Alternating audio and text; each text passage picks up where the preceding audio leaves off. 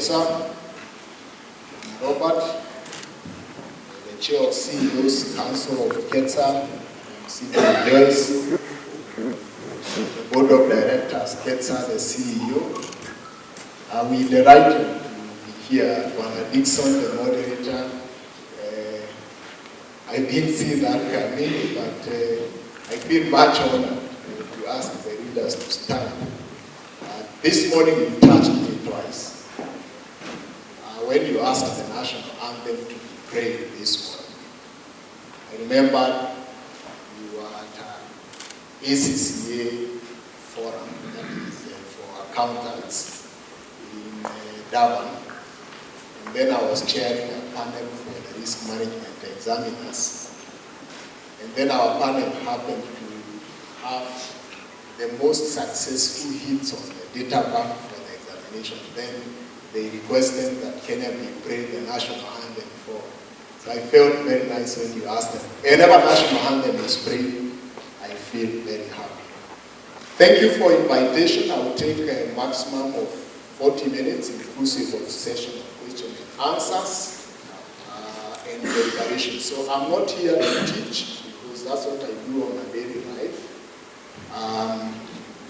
But I'm here to lead a conversation that will be focused on this great topic, which the convener of this 5th Annual Leaders Convention has come up with, which is innovation and impact. That is SACCOs as the ultimate one-stop shop.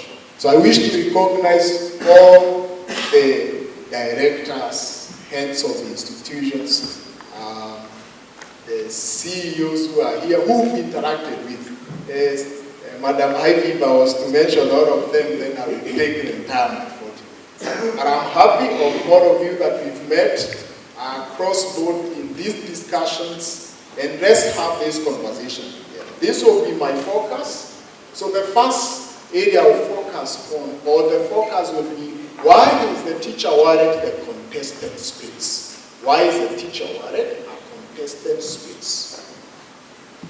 And by us driving that conversation, I would wish to remind you the fact that traditionally you started a teacher with Sacco. It's no longer a niche for you. You must cut out a niche. Second area of our discussion will be about how do we then transition ourselves. And I'm very happy that yesterday you had a banker who was here, Muchache, and how do we adapt bank-grade innovation? Bank-grade innovation. And I like what the moderator and rapporteur Banangogi has mentioned here. You had insightful conversation from also other circles that paneled here yesterday. The next frontier of success is not traditional savings. It's not traditional savings. You will not grow your circle by focusing on traditional savings, traditional architecture of delivering services. The third area of focus will be our financial sustainability question. And then for us then to invest in technology, how do we manage the dividend and investment conflict? That will be our focus. Now, to start us off, I'll take a minute. I looked at SASRA reports and I sampled some of the circles that I knew probably would be here and 2 that are not supposed to be here unless they came to run. In 2014, winners was a 2.3 billion asset-based Sacco. 2024, annual supervision report. Remember, this is annual supervision report. They were 14.4 billion. Mentor Sacco in 2014, they were 3.2 billion. 2024 annual report by SASRA, 15.75 billion. Tower Sacco was a 3.15 billion in 2014. 28 billion in 2024 annual supervision report. Imarika Sacco was at 3.6 billion, 14.75 billion 2024. Orin, 2.2, 11.67 billion. Univision, 2.4 billion Sacco, 11.55. Marisha, 6.4 billion, 24.58 billion. Transnation 1.93 billion, 14.34. Kenya Police, they were at 15.65 B. 2024, 59.8 B. Marine National was 28 billion. 2024, 68.89. Stima was 16. 2024 published reports, they were about 16, 66 and thereabout. All these SACCOs that are here, and the many that are here I have not mentioned, remember this is a sample, so that tell your neighbor he has just given a sample. So when you don't find your SACCO there, he has not discriminated. So that's our what? To drive the conversation. Why pick that sample? Every SACCO that is here, their next 10 years will not be good if they rely on teacher alone. And number two, if they keep only relying on expanding their market share, focusing on the payslip people alone. And even if you focus on them alone, you must do your game differently. You must do your game differently. Differently means you must give them convenience and efficiency and not compete on the basis of costs. Because cost competition will not work in the next 4 coming years. What will compete is efficiency. How efficient is your alternative banking channels? How efficient is your processes, operational processes? That's what will make you to make a real growth in the society. Now, as I commend all of you honorable readers who read different organizations that are here, you've really transformed the SACCOs that you read in. But the question is sustainability then going forward. I want us to, I know you've seen this, I know you've seen this, I know we've seen this. Recently, there has been a corporate shift in the banking sector specifically, and I would be interested for us to ask ourselves why. Why has Absa Bank poached Soitoyo Coyote? Why have they poached him from Safari? Who could tell us?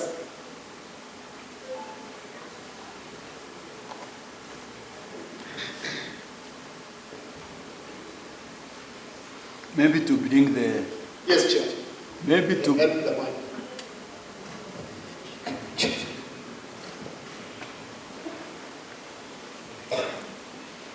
Maybe to bring the digital space experience into the bank or enrich what the bank has, picking from an area whereby they are basically taken up with. Yes, very correct. The major reason why Absa Bank has, if you go to the villages where most of, some of us maybe were brought up, you'll find most businesses, now they are branding their walls with 30 baby. Okay? So shopkeepers, whatnot. The reason Absa has poached Bwana Sitoyo from M-Pesa Africa CEO, a very big institution, is to bring in super API integration to that particular bank. Because competition is shifting, the war is towards MSMEs. And why has Rosemary been poached by KCB from Safaricom? Rosemary Kimoto.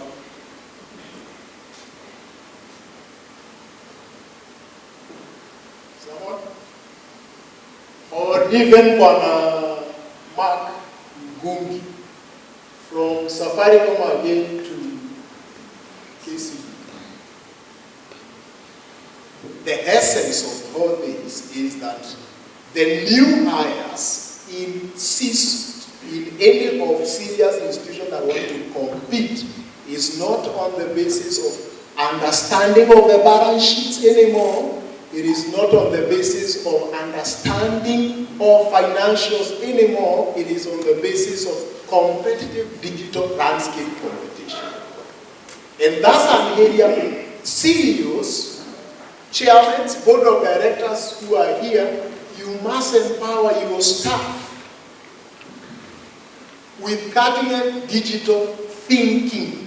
About what Peter Bugia said, innovation is about changing culture, changing how we think about all this. If you want to check, how prepared are we on this topic KETSA has brought, balancing innovation, risk, and sustainability. How many of the SACCOs represented here are resident business intelligence analysts in their department? You've hired. Or you've got data analysts who are powering your credit department and powering your finance department. I know of your Sacco Robert. Through KETSA, we trained some of your staff. Yeah, they have hires of, and I like it. Some of them keep on calling and they want to see how can they communicate with data. That's the impact we must start shaping as the leaders of this particular movement. Why is the competition shifting there? I will be showcasing to us here something I know definitely, because I know for the last 2 days you've had so much deliberations. I chose to bring the investment side of this conversation into this room because you are the greatest decision makers if our SACCOs will survive the next phase. A modern teacher SACCO or a modern teacher will no longer see the SACCO just as a source of rent. What they really want from us is us as SACCOs to change to become lifestyle financial partners. And for us to be lifestyle financial partners, they demand to have seamless digital ecosystems that can handle mobile loans, wealth management, retirement, merchant services, everything as one-stop shop. But ask yourself, to the contrary, we're saying that ATMs are not on the go. And I know majority of us still believe that. But how come the banking sector still controls 15% of all the merchant services is happening? People who are swiping their card in Java, swiping their card in wherever, supermarkets. Most of them, they are using their debit card. But then in our SACCOs, the question would be, we have the Visa branded cards, how do we market them for the folks who are within the mid-age, and then we aggressively market this digital channels to the other type of membership that are of younger age. So the pivot then should be, how do we move from traditional savings model, and then we move into this survival perspective. So, and innovation is no longer then a luxury for growth. It must be a defensive necessity so that we can cushion ourselves. Those of us who receive innovation briefs, and I wish to encourage every CEO to request their ICT department to quarterly give them innovation briefs happening in the sector. 2023 NCBA invested $3.6 billion in upgrading and enhancing their systems.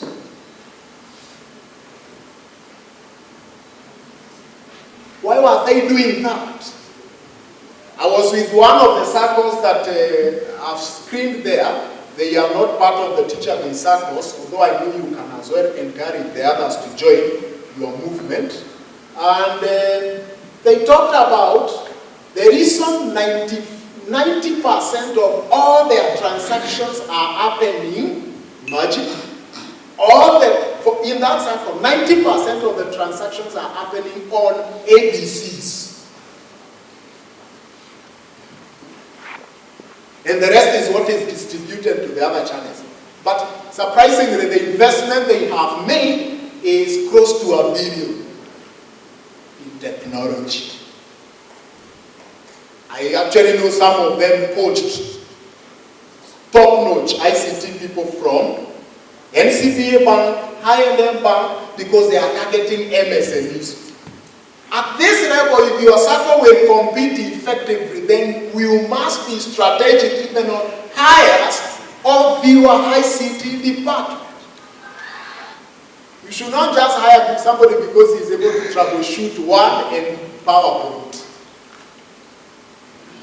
It's because they can be able to communicate with data and ensure that then you as a SACCO, you are impacted. That's why KETSA is reminding us the one-stop shop is not just the service model KETSA is calling us to. It's a defensive war against encroachment by commercial banks and the digital first banks into our space. So the goal then should be, how do we, all of us as the greatest SACCOs, achieve efficiency? It is true. Investing in digital technology to offer services in a different way over 4 to 5 years is able to reduce your cost-income ratio by 25%. Check it with your major bank, a cooperative bank. Their cost-income ratio net of NPLs is about 42%. Check with Equity Bank, which is one of the biggest MSMEs bank. By their heavy investment in technology, they've managed to cut their cost-income ratio to below 46%. So the question then should be, what is the level of our investment? And number one call to action I will be requesting the honorable leaders here is, how much is your innovation fund in your particular SACCO? Because the strategic imperative then going forward is that you don't have a guarantee on membership. You know, in yesteryears, you knew once a teacher has been recruited, they default to the nearest teacher based what?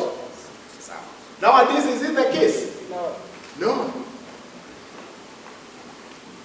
And even if it's the case, you get a JSS teacher, you give them a curriculum of 250,000. The following morning, KCB will give them a loan of 10 years. They can't pay you as often. Then you are left with them. They are troubling the head teacher in the primary school and the JSS school, and still they are also struggling financially. The question is, can we offer them lifestyle products that are targeting them in a manner that their saving is commensurate with their age? What type of Go accounts do we have for that segment? How do we preach? Because their goals are different from us, honorable readers. So then to ultimately survive and thrive as a one-stop SACCO, you must embrace the delicate balance, which is you can not only just copy-paste banking models, you must then innovate and preserve your corporate identity, which is the cooperative philosophy. Now, if you want to be attractive also on the same level to the business community, you must do something different. In the era where royalty is fading, because it's fading very fast. Yeah? In spite of us being teacher SACCO, which have transformed the middle class in our economy, and because you didn't just give them loans, you cost them to educate, to build businesses, and empower generations. But now the next view, in our view, and I was just telling one of the SACCOs in the table that I was sat here before I came, how they are in the bucket list of the financial analysts. And we love it to see the way they are really moving. And the question is, the only criteria that is lowering their score in terms of being positioned globally, it is investment in technology. So coming to this, we must then balance speed with absolute need for safety. Madam CEO KETSA, I remember we were doing product innovation research for our SACCO, which is not teacher-based. And when we did the research country, we talked with people who are using their pay bill, the customers who are using their pay bill.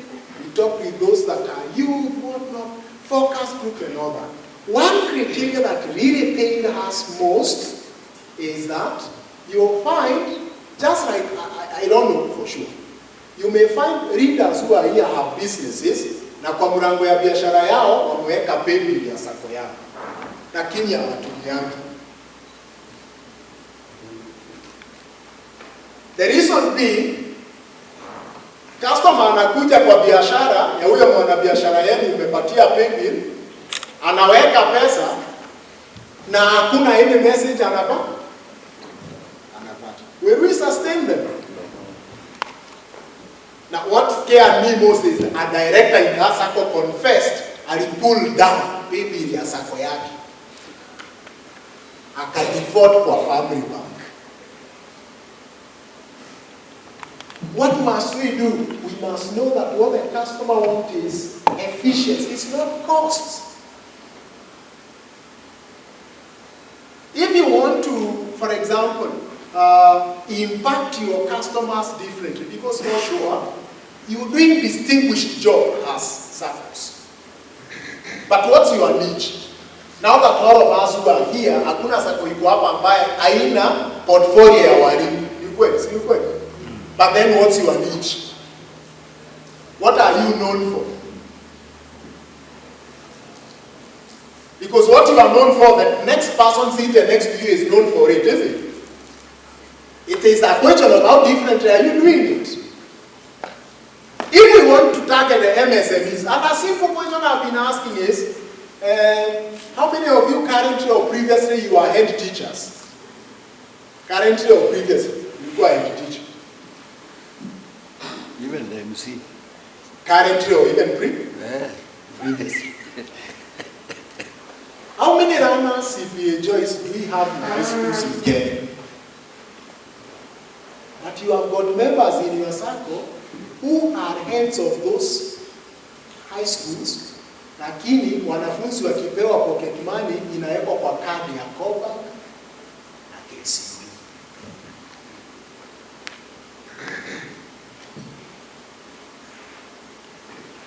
But we want liquidity. We want what?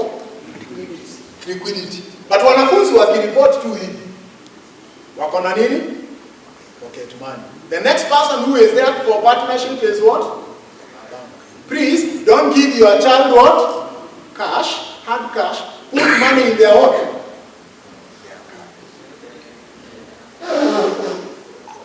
But we need that money coming to our SACCOs. The question should be, how do we mop up that deposits? It's a question of us changing and ensure that we increase collaboration. I would be so excited for Robert, chairman, to go to Kangaroo School and find that all those runners, their money is domiciled at Winners. I would be excited to go to Njiri Boys, CPA Joyce, and Muranga High School and find all that money is domiciled with you. I would be so excited to go to Shimoratewa and find all that money for the CPA George, all that money is domiciled with you.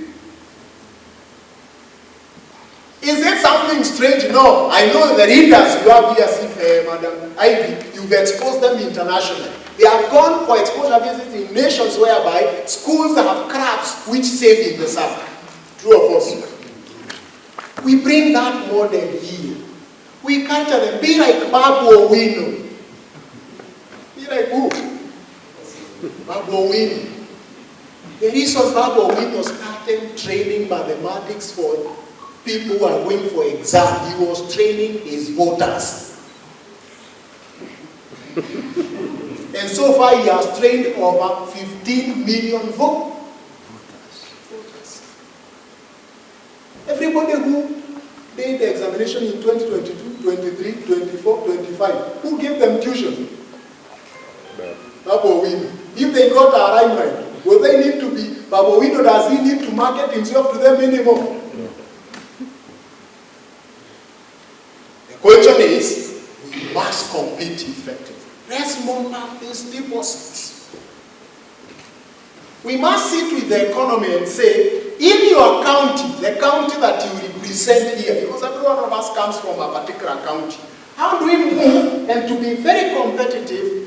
Benki zitachukua payroll ya hizo counties, ama corporate banking ya hizo counties. And then all of us, we come with one voice, ensure that the complete route to national payment system works. Once the complete route to national system works, you must run for the billions that are coming to your counties. Be the collection agents. They may not need the loan. Account itakopa kwenu. Lakini account ya hiyo particular county, wakiokota parking fees and all that inakuja kwenu. It helps. We must then invest in technology. Because you can't go competing with that county and you are be a governor, tunataka hapa bwana Mung'aro. Tunataka bwana Mung'aro, pesa yote ya parking ikiokota ikuja wapi? The question should be, can our system accommodate such kind of challenge into this? So the competitive pressure is there. You can see what is happening in the banking sector. Member retention and loyalty.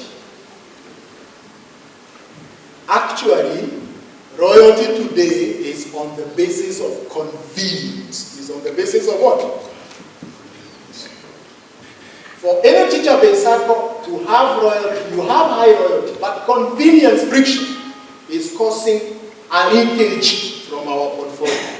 And convenience is, mtu akitaka withdraw pesa ni wakati ya mwisho ya mwezi kulipwa mshahara. I know most of the time huwa tuna blame Safaricom at network ndio haiko stable. Haiko stable. Kwa hivyo muelewe ka customers. Maybe hizo Sacco haziko hapa, si ndio? Wakati mwingine we will say, see, we are not the owners of this. No, the question is you are not the owner. You cannot avoid partnership. But then the next question is that avoid customer convenience. If you afford them convenience, you are on the go. You are on the go. There is the fintech threat. Most of the lending hubs today, they charge hefty costs. But why are youngsters, MSMEs running to these people? They are running to them because of their turnaround time is quite faster than yours.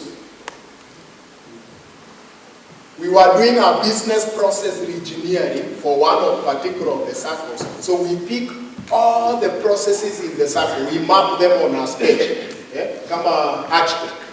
Unaiandika. Ati loan inaanzianga form inakuja kutoka kwa member, inakuwa receipt, stamp, inakuwa inaenda hapa. Mpaka wakati loan inakuwa disbursed. Bwana Dixon Moyen, calculating the decision loans are negligible. Do you know why High-End Bank, last year, 2025, their Q3 report shows over 34% of all accounts opened in that bank in 2025 by Q3, they happened online. Lakini form itakuja, itumchokelewa huko yenu. Lazima ifike pengine headquarters ndio ifigwe nini? Ili customer afanyike member wetu. Now, why the inconvenience? That's inconveniencing. Call to action, honorable readers. When you go back to your Sacco, ask all the HODs to give you a map of every process. And the total time it takes for a process to complete on average. Then now you innovate. Because you cannot innovate if your processes are invalid. You don't digitize incompetence. You don't digitize rudimentary things. You know, it must be so critical. But I love it. From this particular Sacco, it's possible for you, by the way, to reduce this time of 14 days by starting, first of all the loans that are below 18 months, zote ziende online. Hakuna customer anapaswa kujaza form kwa loan iko below 18 months. Zote. How do you do it? Clean your data. Sketch the entire process unaiona mwenyewe. Knock off any decision loan that is not working. Afford convenience. And today they are happier. So the question is, how do we move? Now, come around and the threat we face from fintech is the competition you are getting. You know, if it will take 14 days for a teacher to get a loan from you, definitely fintech will give them within 4 clicks of the app. Just like you see what is happening with ZD. ZD trading. You know, to start trading, ukisha log in kwa ZD trader, you only need to click your phone 4 times and you are now buying shares. Umeregister. What is your particular segment or source of income? Unataka kununua nini? Next ni kuweka password. The landscape is changing. And it's changing very fast. It's changing very fast, by the way. Yeah. Very, very fast. The advantage you have as teacher in Sacco, you hold massive liquidity, majority. But then the next thing is hedging what? Hedging what? Membership. Hedging membership. That's a great threat to us. The bridge here is innovation, so that you tap with this demographic and then the existing membership. We say teacher wallet is highly competent. But what can we do? Speed, accessibility, and what? Convenience. Those are the 3 tangible things that we must focus on. Speed, accessibility, and then convenience. And convenience, for SACCOs that have membership work areas in a network, rely on this. Nimeona hapa kuna API banking up. And I know Chris SACCO took you through Kamar. Is it Kamar who was here? He took you through this. This one, API banking, does not heavily rely on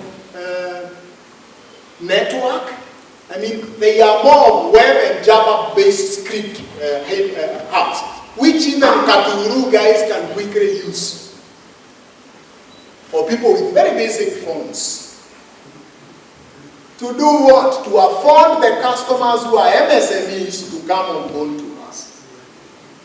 For the unique advantage then we have as teacher in Sacco is stable payroll, especially for the TSC check. But I know pay points really migrate. Hii mwezi wametoka, hii mwezi wanakuja. What you should understand, the advantage the banks don't have, but they are starting to encroach you, is that to them, you don't do analytics on the payroll. How many SACCOs, if you are SACCO, for example, let me use a SACCO like Imarisha. What is Imarisha wako hapa? Imarisha? Oh, yes, sir. Does your SACCO have the database of all the teachers who are in Bomet and Kericho to start with? How does your SACCO leverage on that particular one, 2 counties, so that you can be receiving dashboard reports as a board? It's very simple. Very synthesized granular data. Ya kukuambia ni walimu wangapi wamejoin wako Bomet County na hawajaingia. Ni wangapi wako Kericho County na hawajafanya nini? Hajaingia SACCO yako. Na ako shule gani na tunamuendea vipi? The next thing is that wanapita huko, let's even start with Nyandarua County alone. The total teacher fraternity in Nyandarua County to start. Usiingie wengine. And how many of them have joined you? And those that have joined you, you have funded their businesses. Do you get concerned what they do with their businesses? And if that money comes to you, that's what we think. Explore the stability. For you teachers in SACCOs, you have the payrolls and also MSMEs. Because you are accessible. The good thing is cooperatives are sitting in the trade, investment and cooperative department in counties. Which means you can access the data. Then you deepen the relationships. You deepen the relationships. Why did, for example, Safaricom pick Zizwe from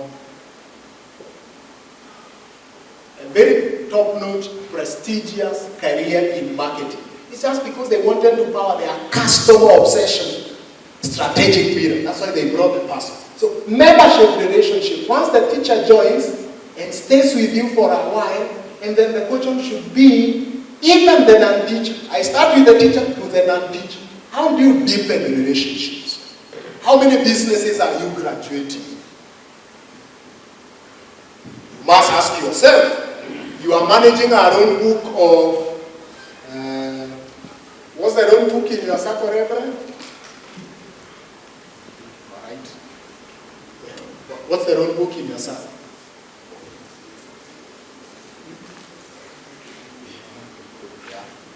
Who can quickly give the judge? 14. 16.1 billion. That's the money working for the members of the Marika Sacco out there. How much of those businesses you funded comes back to bank with you? And if they don't bank with you, why? Do we follow them? That's where relationships comes in. Why relationship? Stability. Then you've got some of the nationwide footprint. So I skip some of these because I will give out this material. The transaction shift. I think I heard you mention about OVCs, transaction shift. What is happening? How much of your transactions are shifting to digital formats? Because the shift is what will give you non-funded income. Yeah. It's what will give you non-funded income. If, for example, you see what is happening within the banking sector, by 2019, branches were high. You see the revenue from the branches. Yeah? Much of transaction from the branches. But now, much is happening where? On the mobile and the what? Agencies. And we have the advantage. We got that pure advantage to shift our conversations into this. Now, the next thing is the risk. And the heavy risk is on twofold. Now, this year and last year, most financial services sector institutions, their focus is on two things. NPL risk and cybersecurity risk. If your governance budget is higher than your ICT budget, there will be a problem.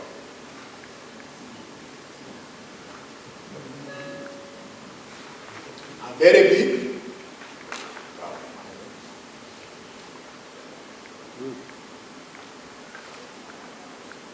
Why? The shift is happening daily.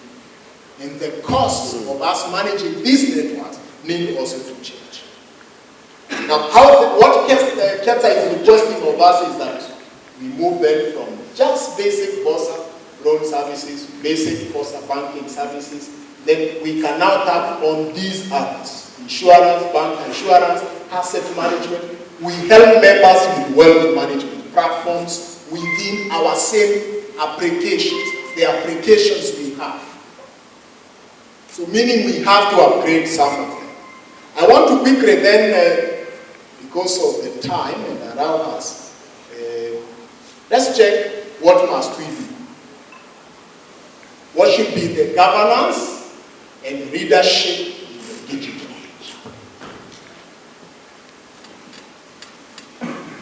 At the board level, the question should be, does your board have what we call the very last point, digital advisors who provide you an overview of what is happening with the cutting-edge technology you need for your success? The second one, which is digital literacy, is no longer an option for any board. All of us must invest in our governance training to empower our board of directors to ask strategic questions in relation to technology. At the CEO level, the question should be, are we driving digital culture? How much of transactions when you report in the morning as our CEO, you can tell this is the ratio of what happened yesterday in the alternative banking channels versus the physical branch channels. And then you sit and ask, what is the ratio telling you at that morning and what must you do about it? As a CEO, you should encourage your board going forward to migrate most of roles to be advisory roles. And then the people who are, for example, in tailoring, They get transferred to be, not transferred per se, be retooled to become financial advisors in the Sacco, because haina haja ya kuwa na branch ambayo iko active tu kutoka day one, kutoka wakati mshahara inaingia for 3 days. Alafu kutoka hapo hakuna hiyo mtu staff, hakuna kitu wanafanya. They can still be occupied for those 4 days salary kilipo. But also you can see how many of your salaried members wanakuja kwa branch versus wale hawakuji. So that the rest of the days you are migrating these staff to be the people deepening relationship. Minding your data, calling customers, checking on these customers so they can be able to uptake us, cross-selling of the products, etc. Also, as the CEO, ensure that the Sacco advocates a dedicated budget annually.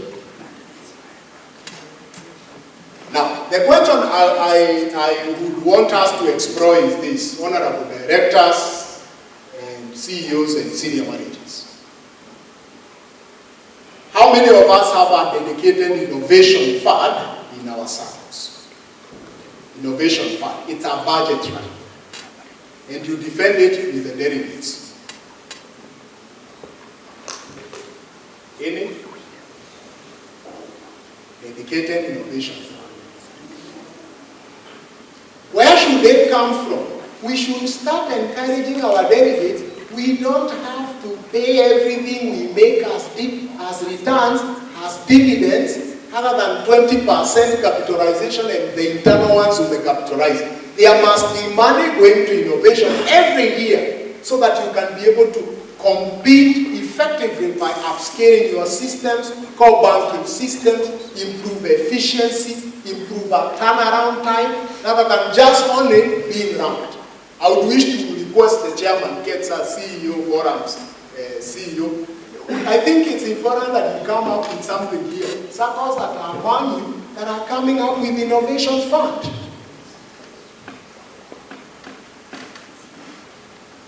Targeting particular sectors, and you empower those teams. Also the CEOs, I wish to encourage them, present quarterly digital transformation reports to the board. Of course, that report will go through the digital committee or the ICT committee. But the question is, does it get itself in the board paper? As matters to be ratified, as matters to be discussed, or questions you write the board paper. Then always ensure that you are migrating most of the products into the digital space.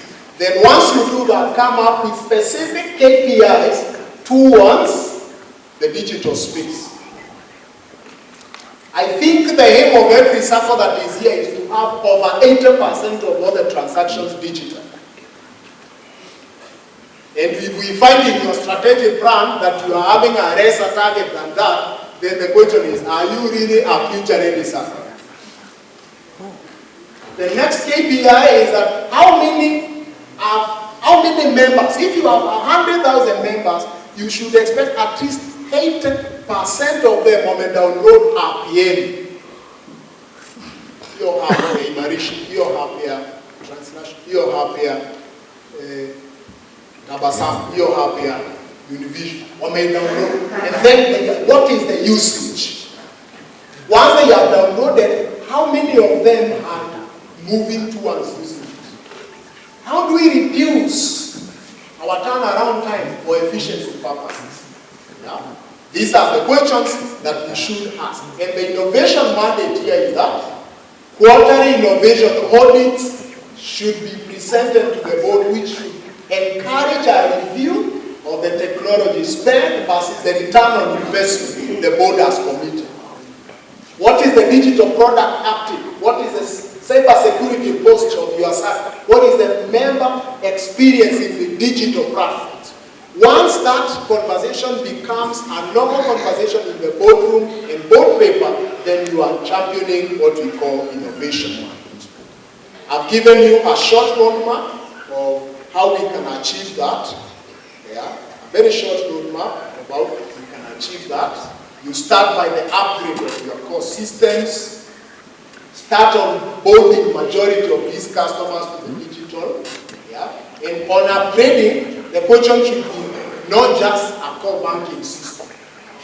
You get a system that can serve you better and effectively.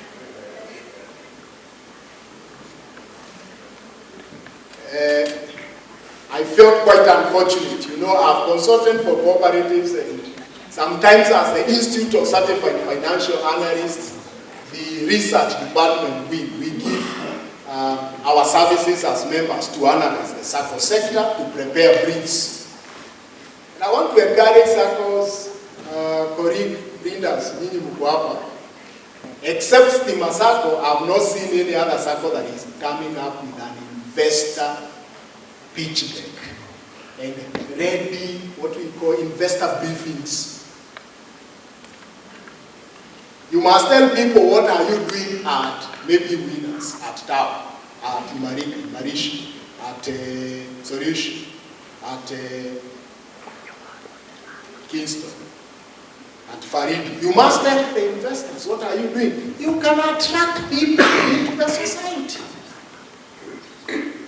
Now, why am I saying I felt unfortunate? Is that we are requesting reports to help the Sacco analyze, give them an investor briefing report.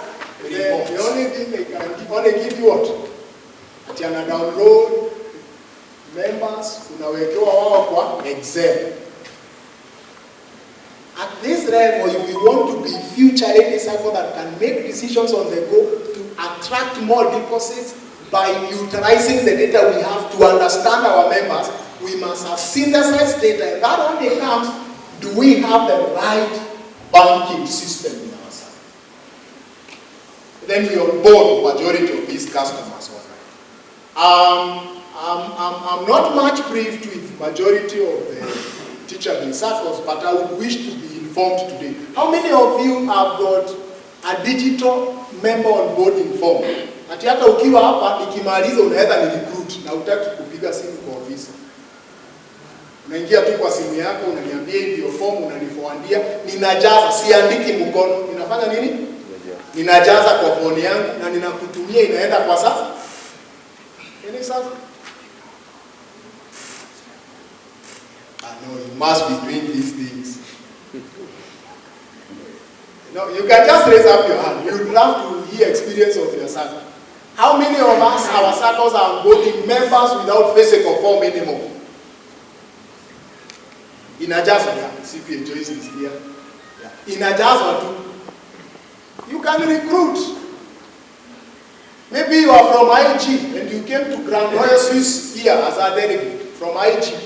You are from IG. You should live here with all the staff who are here. You may on board kama members. You ambia nitatuma mtu akuja mujase. Instant. That's what we call it digital onboarding. Is it possible? Yes. The next thing is the compliance. Now, on the compliance perspective, deal with certified vendors. Deal with people that will not expose your Sacco into financial breaches. You should at least all the time shortlist not less than 4 vendors, engage them on their expertise and ability to deliver on the mandate you want to do as a society. Once you do that, you should have a metric measure. Anything you can't measure, you can't be able to do. Anything you don't get deliberate about, you can't change it. You can't change it. How do we get deliberate? We must have a timeline of when we achieve all this as a particular Sacco. I think mobile instant loans have said some few things there.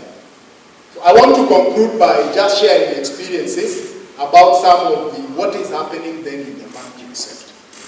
Because these are your biggest competitors. And why did I start with the slide showing the shifts that is happening there? The first thing, I think I showed this shift. Yeah? I showed this shift. Let's start with your friend.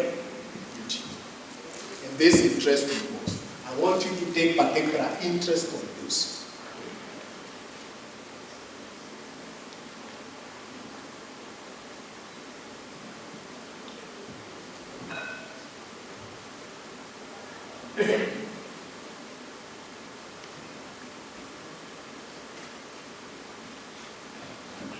If you want to get the full strategy of Equity Bank and the innovation agenda, you can scan this QR code once you receive these materials.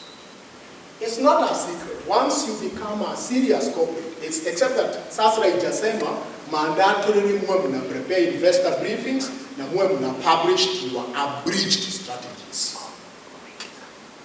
Because that's what investors used to make decisions. And as an analyst, I'm supposed to advise based on strategic direction and past performance. Where are they focusing on? The objective is to get 100 million what? How many do they want borrowing of the 100 million? 5. How many consumers, businesses, 5 of the 100 million customers, wanataka only 5 million of businesses there, wakope na wao. 25 million consumers wakope na wao. And you can see the way they are allocating their portfolio in terms of how much money they are pushing. What is their forte? MSME what? So if you have them to move to MSME banking as a Sacco, because you've been told you should not concentrate on payroll only, you should ask yourself, how are you matching the technology they are deploying in the banks? It starts with changing how you train members. And I wish to encourage you, honorable leaders, training members once are here is not training. It is ticking box.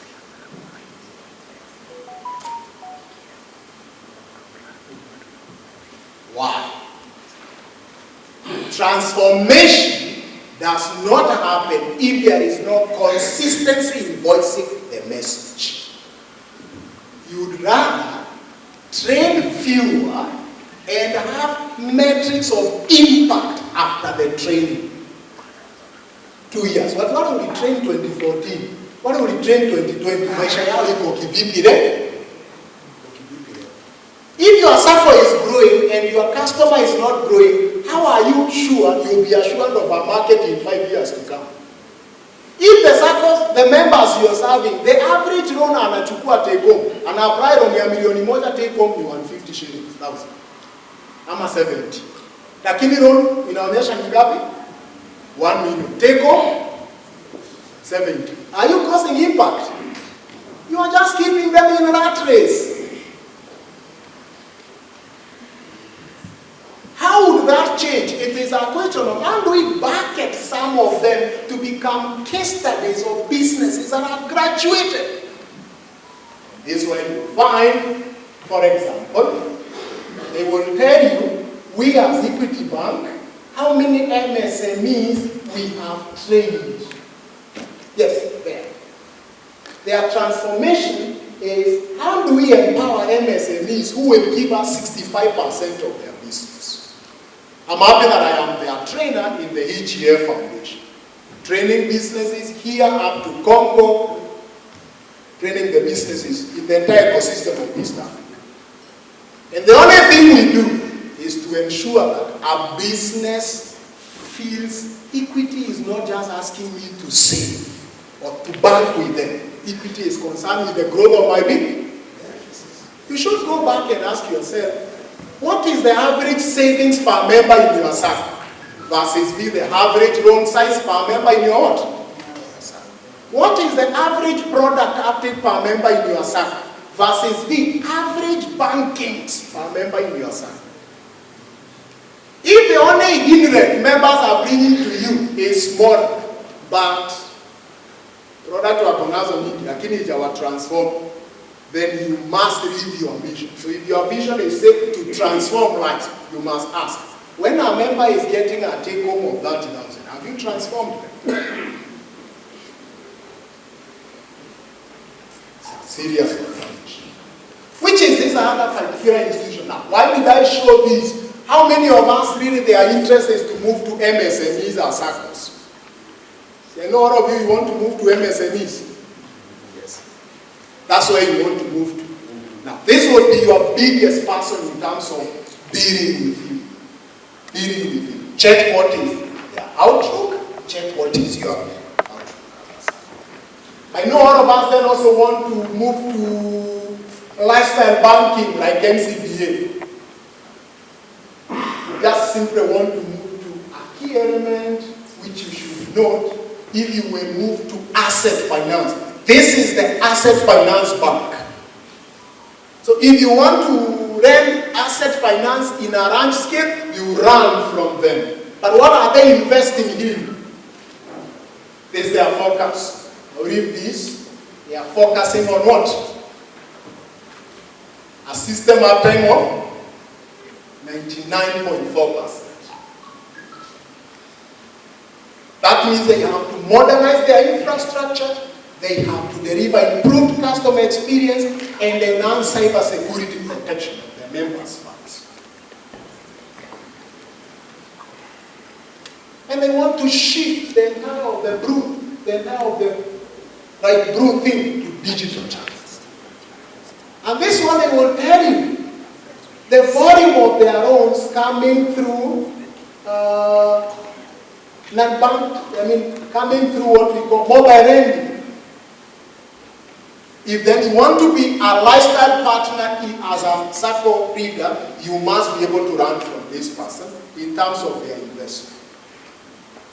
The other person I think we need to run from is your bank, cooperative bank. Now, this is what their target is. Huyu ndiye competitor wako kwa consumer lending. You know SACCOs are known for consumer what? Lending. The biggest portfolio in any Sacco is consumer what? Lending. Who is your biggest competitor? Or complementer? It is your friend. But their intention is to leverage digital transformation and agile methodologies to achieve over 90% transactions what?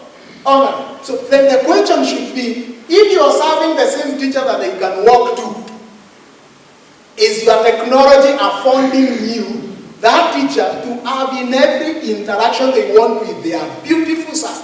90% of those interactions are happening online. Then you can see again how they are supporting themselves.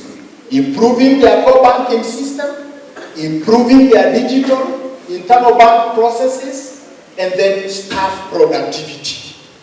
Staff what? It starts with investing in the staff.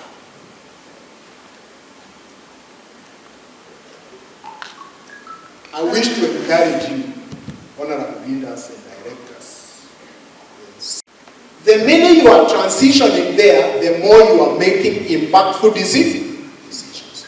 The rest who can only operate PowerPoint and Word, then you are not competent.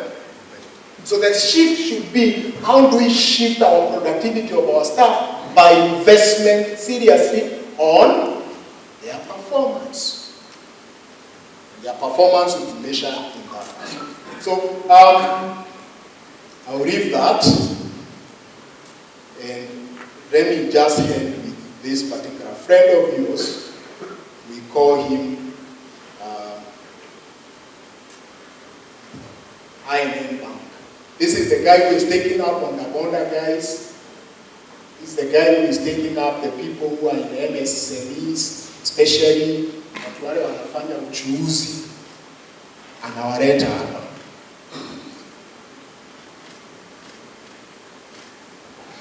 But the intention is to have over 40% of their management in women category. They want to achieve an investment in people out of the total operating expenditure of 42%. And then this will improve their brand consistency. That's why if you move to many businesses, with you are gonna baby into 542, 540. They are enhancing their technology deliberate. As I conclude, honorable leaders, one of the things our SACCOs cannot afford not to do is to be deliberate. It is to be what? And for you to be deliberate, you must ask yourself, what will you do on this call to action.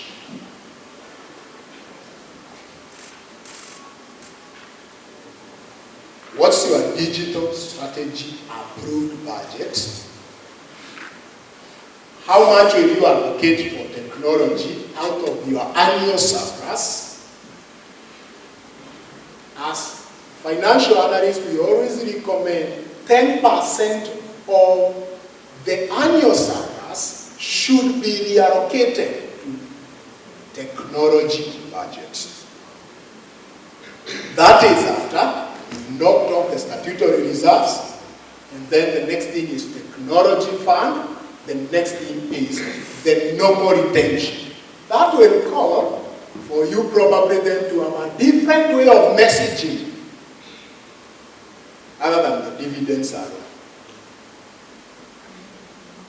If you have to put money in that technology, then empower the board with digital governance skill sets. Digital governance skill sets. Whereby the board can be able to sit and ask, okay, how are we behaving? You know, I saw a particular data in terms of our good SACCOs. The only thing is that NDA owns us accountable, not to mention names. The total number of people who requested credits in that SACCO, they requested maximum. Unaona yule member anakuja anasema ni hesabii. Anaenda kwa hapa anajaribu kukopa loan ina decline. The total hits were over 24 billion. Total hits of customers who wanted money from that SACCO. How much did that SACCO disburse?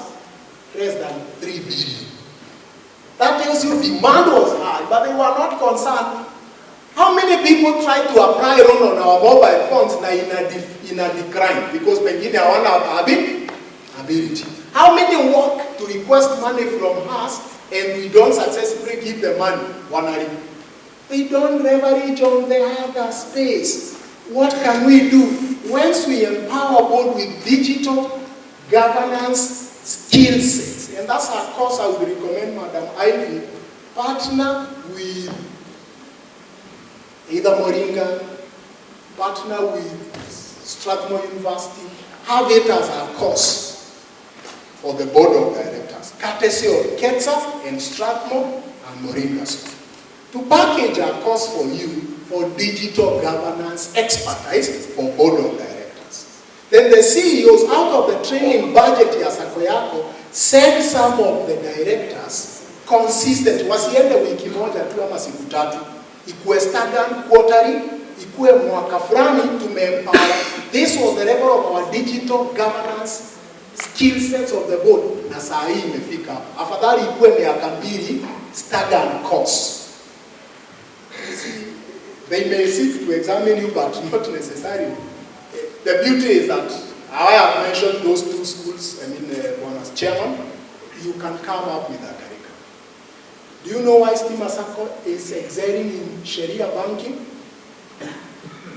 They started their board by approving 4 managers to be taken to study Sharia banking at the cost of the Sacco. They got certified by Sharia Banking Institute. And they were still at work. So bandara atumwe Dubai holiday, anatumwa wiki tatu, anaenda kusoma. They came back. They have accelerated it very fast. Why are they succeeding in MSME bank? They have a partnership with Strathmore University to train their top managers to HODs, on how to read the institution strategically.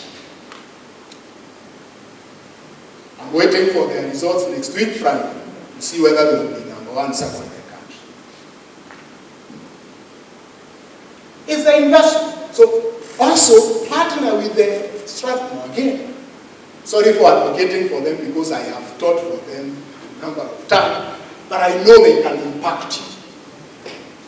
So please come up with a way that the CEOs, HODs are being impacted on those areas. The last thing is regular cyber audit, which is key to us. Thank you so much. Financial sustainability is a result of deliberate what? balance between bold what? And rigorous risk what? Thank you so much.